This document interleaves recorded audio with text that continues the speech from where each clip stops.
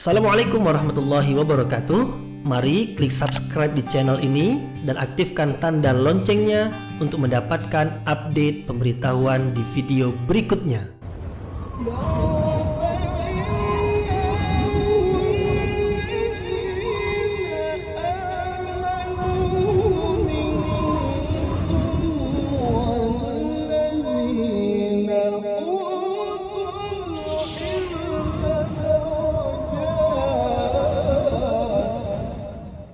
Assalamualaikum warahmatullahi wabarakatuh. Alhamdulillahi rabbil alamin, wa bihi nasta'inu ala umuri dunya waddin, nasta'inuhu wa nastaghfiruh wa na'udzu billahi min shururi anfusina wa min sayyiati a'malina. فمن يهد الله فلا مضل له ومن يضلل فلا هادي له أشهد أن لا إله إلا الله وحده لا شريك له وأشهد أن محمدا عبده ورسوله لا نبي بعده أما بعد. Kita bersyukur kepada Allah Subhanahu wa taala yang masih melimpahkan rahmat dan nikmat. Kita bersyukur dengan mengucapkan Alhamdulillahi Rabbil Alamin. Tidak lupa pula bersalawat kepada Rasulullah sallallahu alaihi wasallam dengan mengucapkan Allahumma salli ala Sayyidina Muhammad wa ala ali Sayyidina Muhammad. Dan bersalam kepada Rasulullah dengan mengucapkan Assalamu alayka ya Rasulullah. Alhamdulillah kita dapat kembali meneruskan pengajian tafsir ayat-ayat suci Al-Quran yang insyaAllah kita akan teruskan kepada ayat yang ke-257. Ayat yang ke-257 ini menerangkan tentang Allah Subhanahu wa ta'ala sebagai pelindung bagi orang-orang beriman. Ayat yang sebelum ini menerangkan tentang orang-orang beriman adalah orang-orang yang telah mengetahui kebenaran, yaitu Allah sebagai Tuhan. Yang dalam ayat sebelumnya pula telah diterangkan tentang Allah melalui ayatul kursi. Di dalam ayat tersebut Allah menjelaskan tentang dirinya berkali-kali. Sampai 17 kali Allah menerangkan tentang dirinya, sehingga nampaklah yang benar itu benar dan yang salah itu salah. Allah sebagai kebenaran yang paling besar, maka sepatutnya tidak ada lagi manusia yang tidak mengetahui kebenaran, karena kebenaran Allah Subhanahu wa ta'ala sangat terang sekali, sangat jelas sekali. Nah, sesiapa yang memegang kebenaran tersebut, kemudian ia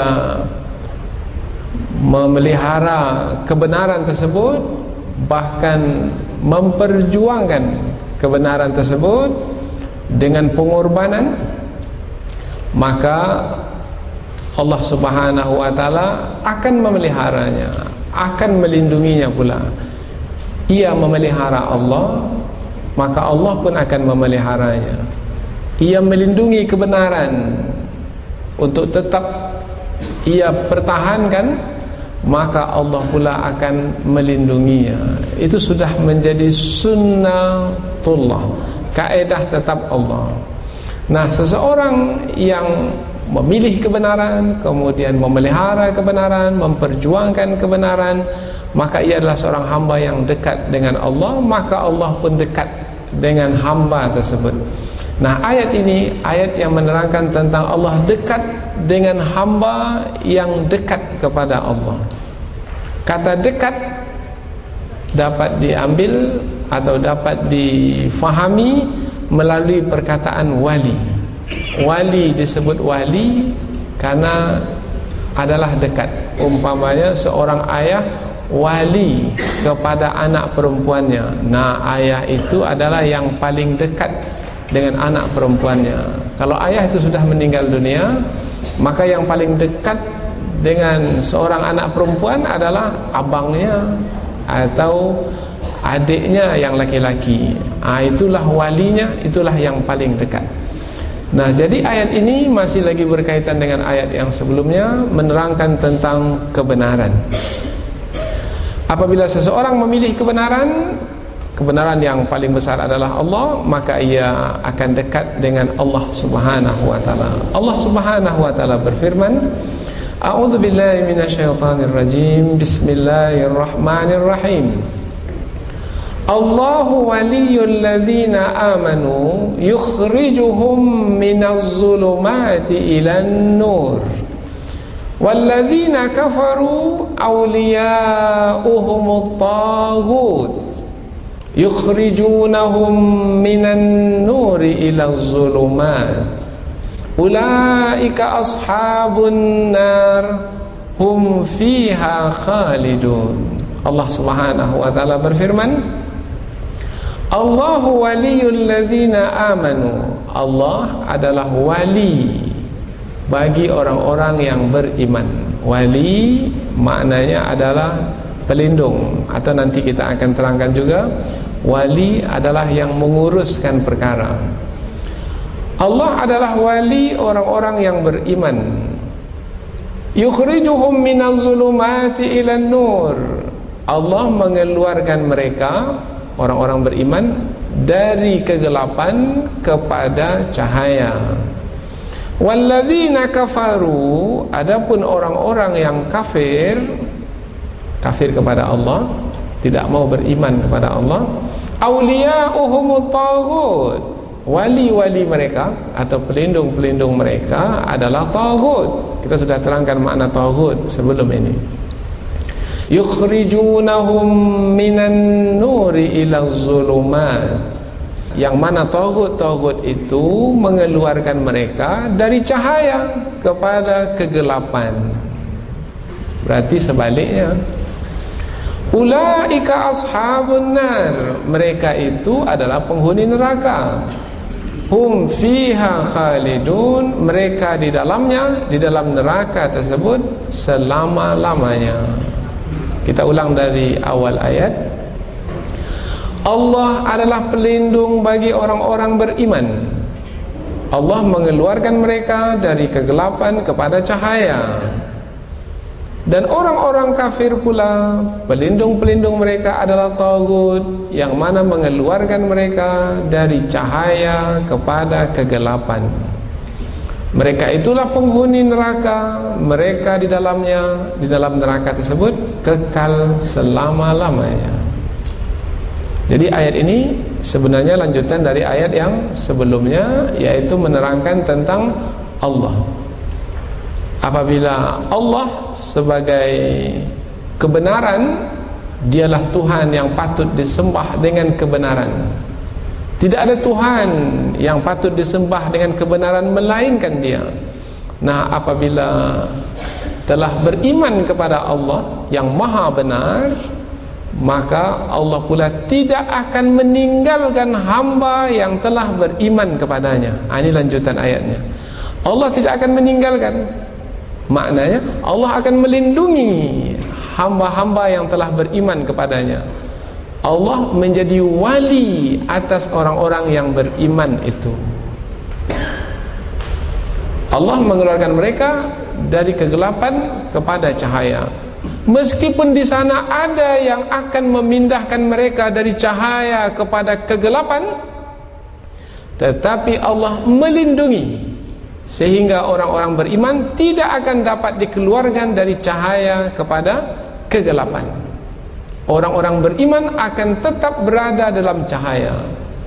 Kalau dahulu belum mereka beriman, mereka dalam kegelapan. Umpamanya pada masa jahiliyah dahulu, mereka menyembah berhala, tetapi Allah beri hidayah, Allah beri petunjuk.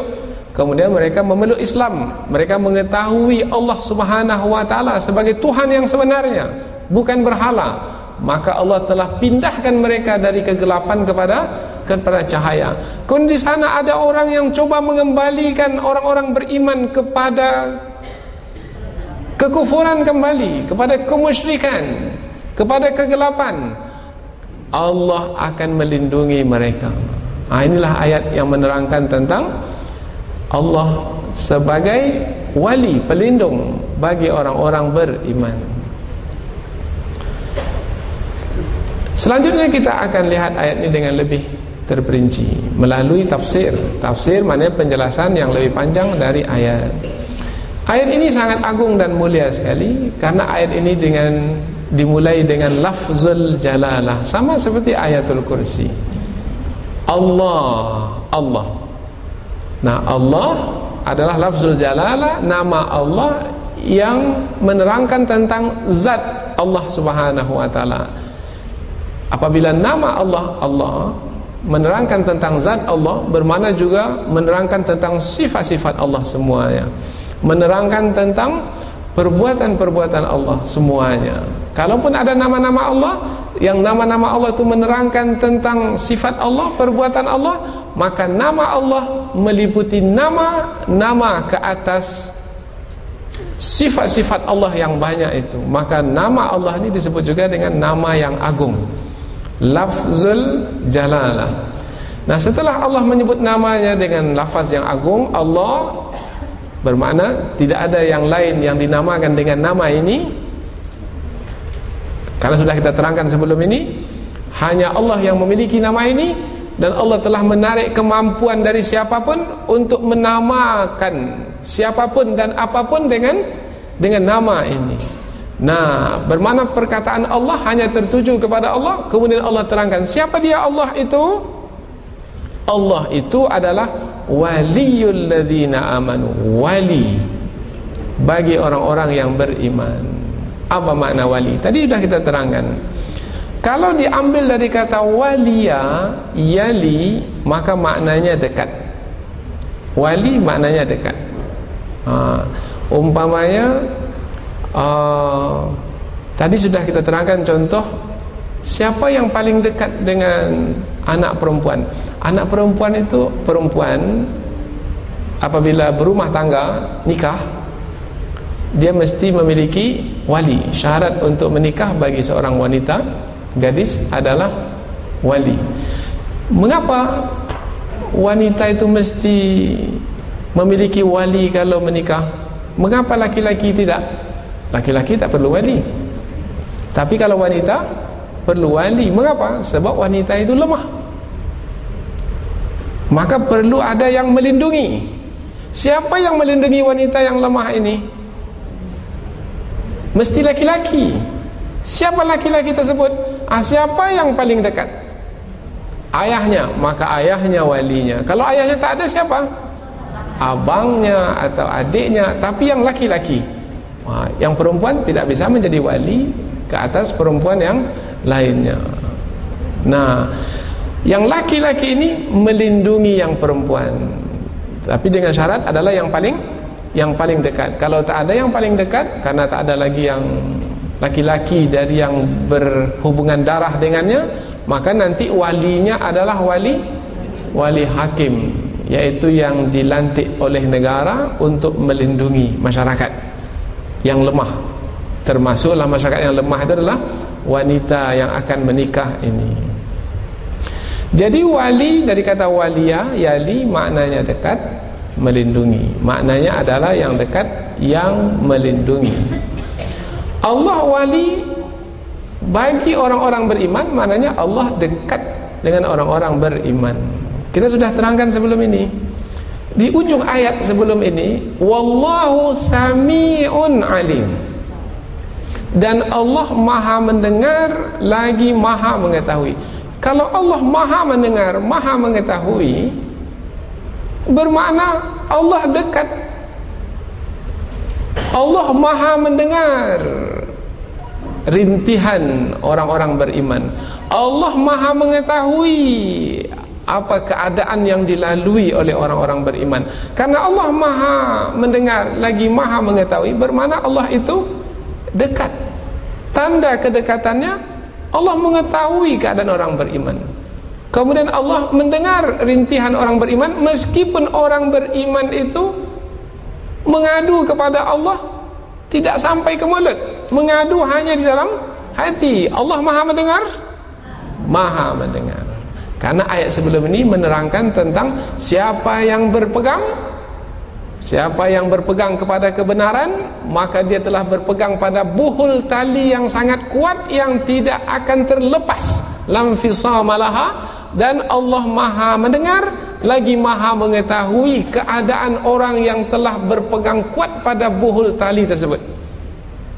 Artinya, kalau Allah Maha mendengar, Maha mengetahui, pastilah Allah itu dekat. Contoh mudah, kalau dibayangkan baru nampak. Kalau seperti ini saja baru bagi setengah orang sudah bisa menangkap. Tapi mungkin bagi orang awam mungkin masih belum lagi. Umpamanya ada anak kecil, di belakangnya ada ayahnya. Ayahnya ini dekat dengannya. Di belakang anak kecil itu betul. Kalau anak kecil itu jatuh, ayah itu tahu. Kalau anak kecil minta tolong saja, ayah itu pun mendengar, sebab dekat. Kalau jauh, ayah tersebut tak dengar.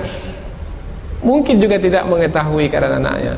Tetapi ayah itu mendengar kalau anak itu minta tolong. Ayah itu mengetahui apa yang berlaku kata diri anak, sebab ayah itu dekat dengan anak, yaitu tempatnya tepat berada di belakang anak tersebut.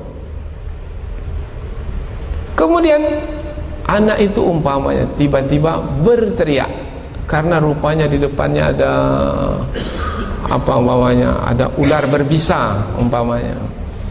Nah, ular berbisa di depan anak. Anak berteriak, "Ayah!" Ayah mendengar? Ayah mendengar. Mendengar anak berteriak, ayah yang dekat dengan anak tersebut serta-merta segera melindungi. Maka makna dekat juga bisa membawa makna melindungi. Karena kaitannya dengan apa? Kaitannya dengan taghut. Taghut yaitu yang melampaui batas, yang sudah kita terangkan sebelum ini. Yang melampaui batas mungkin dari kalangan manusia, mungkin dari kalangan jin, syaitan, mungkin dari kalangan dajjal, tukang sihir, atau siapa saja orang-orang yang mendengki, yang akan mengeluarkan kita dari kebenaran, akan menipu dan memperdaya kita. Allah Maha mengetahui, maka Allah melindungi. Allah dekat dengan kita, melindungi kita. Ini makna wali, dekat. Jangankan berteriak. Kalau ayah itu dekat dengan anaknya, anak tak perlu berteriak. Nampak saja ular itu mendekat, maka sang ayah tak perlu anak itu minta tolong. Karena seorang ayah pasti akan melindungi anaknya. Dan ayah itu sangat sensitif, sangat peka dengan apapun yang akan membahayakan anaknya.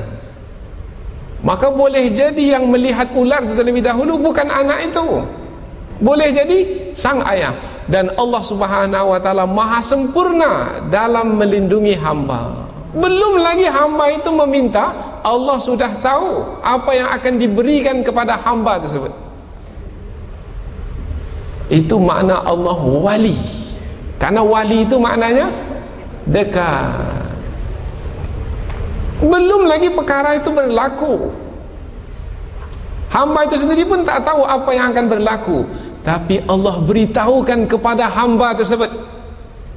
Karena Allah telah menjadi wali bagi hamba tersebut, supaya hamba tersebut bersiap sedia, berjaga-jaga, berbekal dengan apa yang terjadi.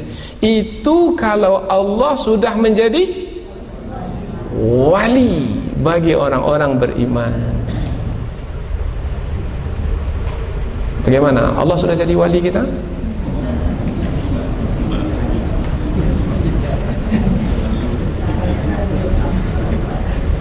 Dan bisakah kita jadi wali Allah? Allah jadi wali kita? Bisa. Apa syaratnya? Syaratnya sebelum ini, yaitu pastikan yang 17. Allah la ilaha illa huwa al-hayyu al-qayyum. Sempurna yang 17, InsyaAllah Allah akan menjadi wali kita. Kembali lagi ke pengajian Asmaul Husna, pengajian Ayatul Kursi. Siapa yang baca ayatul kursi hendak tidur, Allah akan memeliharanya, Allah akan melindunginya sampai ke pagi hari. Tahu kita apa yang akan terjadi ketika kita tidur nanti? Tidak tahu.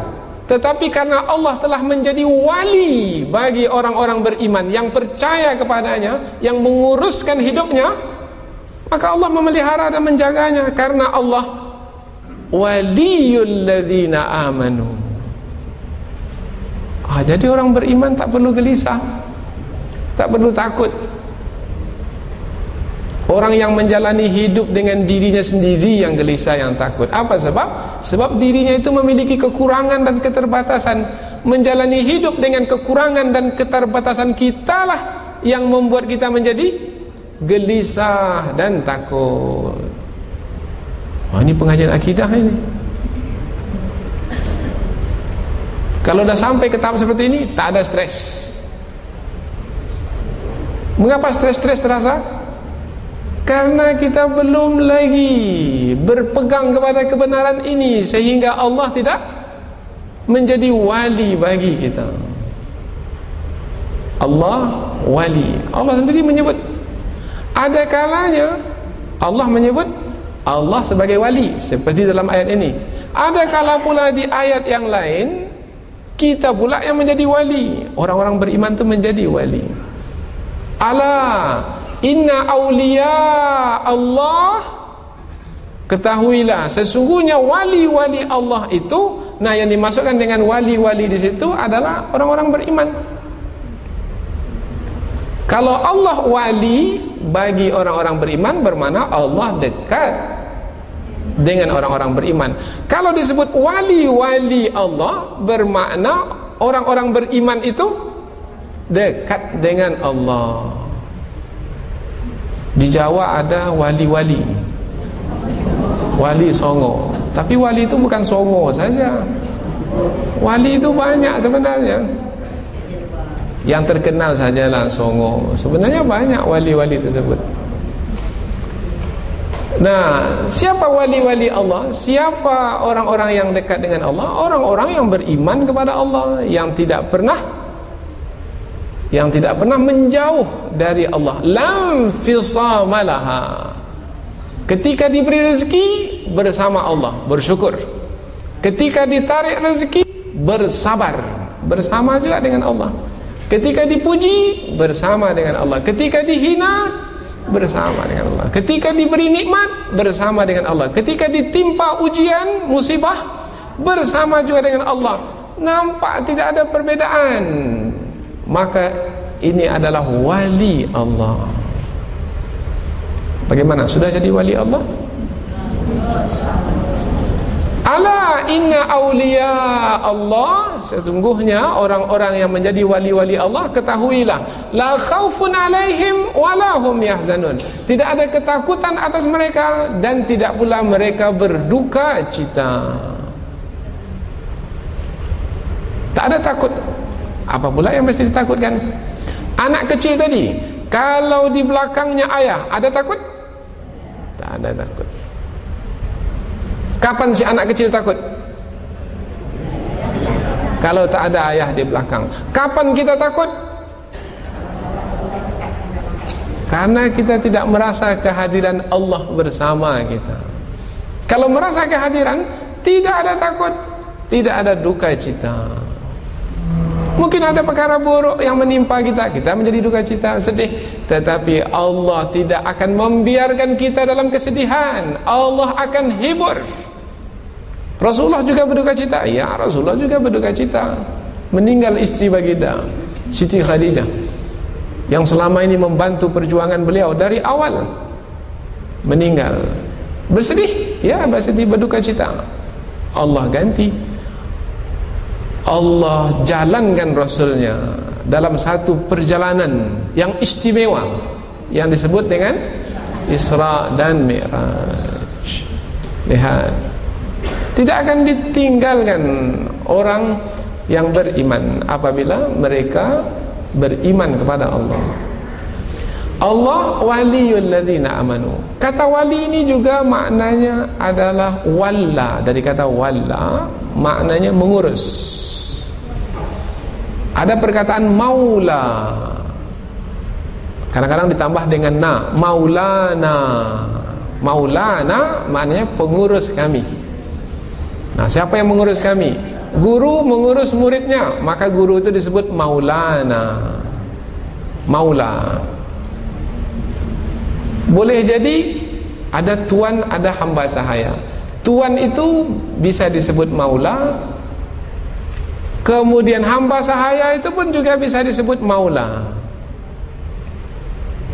Tuan disebut maula yang mengurus, sebab tuan itu adalah yang mengurus hamba sahayanya. Mari sini hamba saya datang, pergi sana hamba saya pun pergi. Nah, hamba sahaya ini juga yang mengurus tuannya. Sediakan makanan wahai hamba sahaya, diurus oleh hamba saya. Maka hamba sahaya ini pun juga mengurus tuannya. Yang mengurus disebut maula. Kita maula, Allah juga maula. Allah maula yang mengurus kita. Maka dalam Al-Quran, anta maulana fansurna alal qaumil kafirin. Engkau ya Allah maula kami. Maula kami maknanya yang mengurus kami dalam perang. Engkau adalah yang mengurus kami. Fansurna alal qaumil kafirin, maka tolonglah kami ke atas orang-orang yang kafir itu. Allah maula, Allah yang mengurus. Kita maula adalah kita yang mengurus syariat yang telah Allah turunkan, petunjuknya kita ikuti, maka kita pun menjadi maula. Perintah Allah kita ikuti, larangan Allah kita jauhi. Sama seperti hamba sahaya tadi, maka kita pun menjadi maula. Dari kata yang sama, dari kata wali, waw, lam, dan ya. Allahu waliyul ladzina amanu, bermana tafsiran yang kedua, maknanya Allah adalah yang mengurus orang-orang beriman. Maka jangan sedih kamu wahai orang beriman, sebab hidupmu diurus oleh Allah Al-Hayyul Qayyum. Maka tidak ada alasan untuk bersedih dan berduka cita, sebab yang mengurus kita adalah yang sempurna dalam pengurusan. Oh, hebat ini. Kalau memahami ayat ini, gagah, perkasa, mulia, tak dapat dijual beli, tak dapat dinegosiasi, tak dapat, benar-benar salah-salah, harga mati, tidak kabur-kabur. Ini benar salah, berapa saya dapat? Nah, yang salah bisa dibenarkan, yang benar bisa disalahkan. Sekarang bisa jual beli kebenaran. Orang yang bersalah bisa dilepaskan, dibebaskan di pengadilan. Dan orang yang benar bisa dipersalahkan jadi kambing hitam. Meskipun kambing itu tidak hitam warnanya, sebagai yang menanggung. Apabila sudah demikian, sudah tidak ada lagi kebenaran. Allah waliyul ladzina amanu. Allah adalah wali bagi orang-orang yang beriman. Yukhrijuhum minaz zulumati ilan nur. Allah mengeluarkan mereka dari kegelapan kepada cahaya. Sudah kita terangkan tadi, mudah difahami. Kalau dahulu mereka tenggelam dalam kemusyrikan, kekufuran, Allah berikan hidayah, kemudian mereka dalam petunjuk. Yang mesti kita sebut di sini adalah perkataan az-zulumat berbentuk jamak. Perkataan an-nur berbentuk satu, mufrad. Allah tidak pula menyebut yukhrijuhum minaz-zulumati ilal anwar. Allah tak sebut al-anwar. Jamak nur, anwar. Ada nama orang Anwar. Nah, kalau Anwar bermakna banyak nur pada dirinya. Anwar. Tapi Allah tak sebut al-anwar. Pada waktu menyebut zulumat, Allah sebut az-zulumat, bentuk banyak. Pada waktu menyebut an-nur, Allah sebut bentuk satu. Mengapa? Sebab az-zulumat itu, kegelapan itu, kekufuran itu, kemusyrikan itu banyak jumlahnya, banyak jenisnya, banyak bentuknya, banyak ragamnya. Ada yang menyembah jin, ada yang menyembah manusia, bahkan ada yang menyembah harta dan hawa nafsu. Maka dibuat dalam bentuk banyak. An-Nur satu saja, yaitu yang datang dari sisi Allah. Jadi cahaya itu satu, karena datang dari yang satu. Meskipun dikirim para rasul yang banyak, Nabi Adam, Nabi Nuh, Nabi Ibrahim, Nabi Musa, Nabi Isa, Nabi Muhammad, tapi yang mereka bawa adalah yang satu itu juga, yaitu mentauhidkan Allah Subhanahu wa taala. Oleh karena kekufuran itu banyak jenisnya, maka berhati-hati dengan kekufuran. Banyak bentuknya, berhati-hati. Namun apabila sudah mengetahui kebenaran, kemudian tetap berusaha dalam kebenaran, Allah Subhanahu wa taala akan melindungi, akan menolong, karena Allah wali bagi orang-orang yang beriman. Orang-orang kafir pula bagaimana? Apakah mereka juga akan mendapat perlindungan dari Allah? Tidak, karena Allah menyebut di sini Allah hanya pelindung bagi orang-orang beriman. Dzalika bi annallaha maulal ladzina amanu. Yang demikian itu sesungguhnya karena Allah adalah pelindung bagi orang-orang beriman. Wa annal kafirin, adapun orang-orang kafir, la maula lahum, mereka tidak punya pelindung. Lalu kalau mereka tak punya pelindung, kita punya pelindung, kalau berperang siapa yang menang? Orang-orang beriman. Tinggal lagi sekarang kita ini betul-betul sudah beriman belum? Kalau kita betul-betul beriman, menang meskipun jumlah sedikit. Ini sudah dibuktikan dahulu oleh Rasulullah sallallahu alaihi wasallam dengan para sahabat yang jumlahnya tak seberapa. Menang karena Allah wali bagi orang-orang yang beriman. Walladzina kafaru, adapun orang-orang kafir, auliya'uhumut taghut. Karena Allah bukan wali mereka, maka siapa wali mereka? Siapa pelindung mereka? At-taghut. Kita sudah terangkan tadi makna taghut. Taghut adalah dari kata tagha. Tagha maknanya melampaui batas. Siapa saja yang melampaui batas disebut taghut. Manusia melampaui batas, seperti Fir'aun dahulu melampaui batas, taghut. Tukang sihir yang menyembah jin, berhubungan dengan jin, melampaui batas, taghut. Dajjal juga taghut, melampaui batas. Nah, orang-orang kafir itu pelindung-pelindung mereka adalah taghut. Yang taghut itu pula mengeluarkan mereka dari cahaya kepada kegelapan. Contoh mudah sajalah, taghut yang banyak pada hari ini adalah dukun-dukun. Sakit kita umpamanya, kita pergi ke dukun. Dukun itu menjalin hubungan dengan jin, dengan syaitan.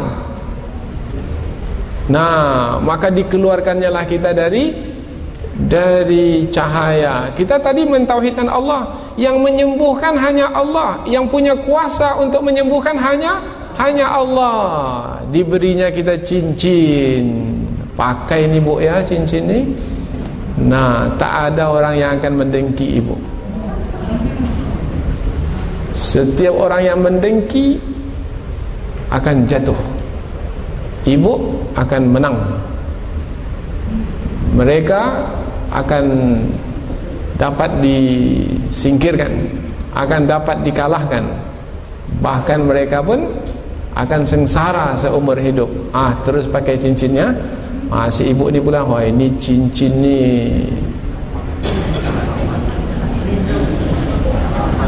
keramat. Keramat ini perkataan untuk wali-wali Allah tadi. Ini cincin ni punya kuasa dalamnya ini. Ada baca-bacanya ini. Apabila dia percaya kepada cincin tersebut, bermakna dia telah berpindah dari cahaya mentauhidkan Allah kepada kemusyrikan, kegelapan. Ada yang cincin, ada pula keris. Pak, ini kalau mau menang dalam pemilihan umum, maka keris ini dimandikan ya, malam Jumat Kliwon. Dah percaya pula kepada keris. Dah keluarlah Taghut tadi, Taghut tukang sihir, dukun telah mengeluarkannya dari cahaya ke kegelapan, cahaya iman kepada kegelapan kufur. Mudah sekali. Apalagi mau laris barang, ini tolong digantungkan di pintu depan toko ya. Akhirnya percaya kepada selain Allah yang memberikan rezeki, bermakna telah jatuh kepada kemusyrikan. Itulah pekerjaan-pekerjaan taghut. Maka kita pula jangan sampai, mungkin karena keinginan hawa nafsu kita, mau sehat lah, mau terpelihara lah, mau kaya lah, mau terpilih lah, dan lain sebagainya. Akhirnya kita tenggelam dalam kekufuran. Apabila tenggelam dalam kekufuran, apa akibat yang akan ditanggung? Ujung ayat Allah berikan ancaman supaya jadi takut, berhati-hati, waspada, jangan sampai. Kalau sampai juga kepada kegelapan itu, ulaika, mereka itu ashabun nar, penghuni neraka, hum fiha khalidun, mereka kekal selama-lamanya. Sebab perbuatan yang mereka lakukan adalah dosa besar, yaitu syirik, dan dosa syirik, dosa yang menenggelamkan mereka dalam neraka selama-lamanya. Lihat, ayat ini berupa ancaman di penghujungnya. Meskipun di permulaannya berupa berita gembira, tapi di penghujungnya ada ancaman. Nah, berita gembira, Allah pelindung bagi orang-orang beriman. Siapa orang-orang beriman yang dilindungi?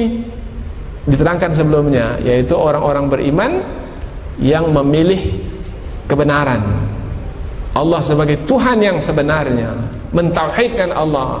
Tetapi kalau tidak mentauhidkan Allah, menyekutukan Allah, bermakna Allah tidak akan menjadi pelindungnya. Yang menjadi pelindungnya adalah taghut yang telah mengeluarkannya dari cahaya kepada kegelapan, maka itulah yang membuatnya menjadi penghuni neraka. Kata penghuni dalam ayat ini kata ashab, dari kata sahibah, sahabat. Sebenarnya terjemahannya ini ashabun nar ini bukan penghuni neraka. Sebenarnya terjemahannya sahabat neraka. Apa makna sahabat? Rekan, kawan, teman neraka, belum nampak lagi. Sahibah itu sahabat dari kata sahibah. Sahibah itu maknanya berangkul. Merangkul. Dua orang kalau berangkulan jadi berapa dia? Jadi satu. Sahabat neraka bermakna neraka merangkulnya, maka dia dengan neraka satu kesatuan sekarang. Kasurnya neraka di bawah, selimutnya neraka di atas, api neraka menyala-nyala di sekelilingnya, dan tidaklah yang dia masukkan ke dalam perutnya kecuali api neraka, maka dia menyatu dengan api neraka. Ashabun nar. Untuk sementara tidak, hum fiha khalidun. Dengan demikian, kalau sudah selama-lamanya dalam neraka, habis sulah peluang menyesal yang tidak ada henti-hentinya. Menyesal kemudian tidak ada gunanya, telah gagal dalam menjalani ujian hidup di dunia. Hidup di dunia ini adalah untuk diuji beriman, memilih keimanan, atau memilih kekufuran. Sudah kita terangkan sebelum ini. Faman syaa'a falyu'min wa man syaa'a falyakfur. Siapa yang berkehendak beriman, silakan beriman. Siapa yang berkehendak untuk kafir, silakan kafir. La ikraha la ikraha fid din. Tidak ada paksaan dalam memeluk agama yang benar. Qad tabayyana ar-rusydu minal ghai. Telah nampak yang benar itu benar dan yang sesat itu sesat. Maka ilmu sangat penting, pengajian sangat berguna, karena itulah nanti yang akan menolong kita untuk berhasil dalam ujian, sehingga kita hanya memilih yang benar saja dan berwaspada sehingga tidak terpilih yang sesat. Karena dalam keadaan seperti sekarang ini, yang benar itu bisa ditunjukkan salah, dan yang salah itu pada zaman sekarang ini bisa ditunjukkan benar. Kalau tidaklah kita punya bekal cukup, tak nampak yang benar itu benar dan yang salah itu salah. Tak nampak kawan itu kawan, tak nampak lawan itu lawan, tak nampak yang halal itu halal, tak nampak yang haram itu haram, tak nampak jalan ke surga itu jalan ke surga, tak nampak jalan ke neraka itu jalan ke neraka. Nampaknya jalan ke surga, menyangka jalan ke surga, rupanya jalan ke neraka. Ilmu perlu. Nah, untuk mendapatkan ilmu sehingga tidak tersalah dalam memilih, ada beberapa bukti yang akan Allah beritahukan setelah ini. Tetapi itu adalah pengajian yang akan datang, yaitu pada ayat yang berikutnya, supaya jangan sampai tersalah dalam memilih. Mudah-mudahan apa yang kita pelajari ini ada manfaatnya, insyaallah. Subhanakallahumma wa bihamdika asyhadu an la ilaha illa anta wa astaghfiruka wa atubu ilaik. Wassalamualaikum warahmatullahi wabarakatuh.